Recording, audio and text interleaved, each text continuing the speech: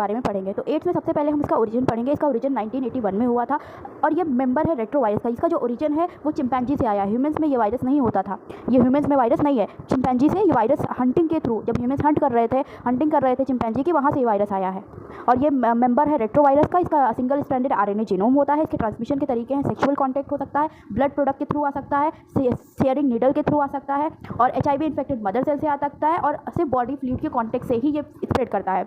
अगर इन्फेक्शन और एप्लीकेशन की बात करें तो ये सबसे पहले हम मैक्रोफेज में आ जाता है। मैक्रोफेज में क्या करता है, ये CD4 रिसेप्टर्स होते हैं जिन पे बाइंड करता है अपने जेनेटिक मटेरियल जो कि आरएनए है, ये उसके अंदर एंटर करा देता है होस्ट सेल मैक्रोफेज के अंदर। मैक्रोफेज में रिवर्स ट्रांसक्रिप्टेज के थ्रू ये रिवर्स ट्रांसक्रिप्शन करता है और अपने आरएनए को डीएनए में चेंज कर देता है। जब आरएनए इसका डीएनए में चेंज हो जाता है तो इसका डीएनए जो मैक्रोफेज का डीएनए उसके साथ इंटीग्रेट करता है और अपना रिप्लिकेशन करता है। जैसे कि रिप्लिकेशन कर रहे होते हैं, जैसे जैसे मैक्रोफेज अपना रिप्लिकेशन करता है वैसे ये भी अपने जेनेटिक मटेरियल का रिप्लिकेशन करता है और उसके बाद ये रेप्लिकेट करके अपनी प्रोजेनी बनाता है।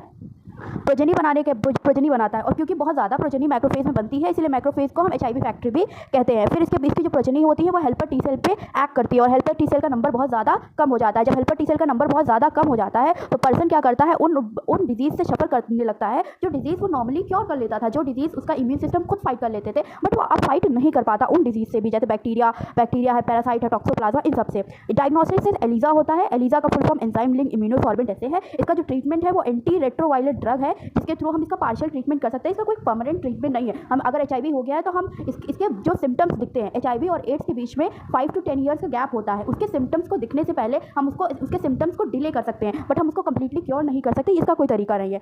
तो पार्शियली इफेक्टिव एक तरीका है एंटी रेट्रोवायरल ड्रग। हम प्रिवेंशन क्या है, हम ब्लड प्रोडक्ट को प्रॉपर चेक हो, सेफ हो और क्या करें, हम जो नीडल है वो डिस्पोजेबल नीडल, अच्छी नीडल्स को यूज़ करें, सेव करें, शेयर ना करें नीडल्स को।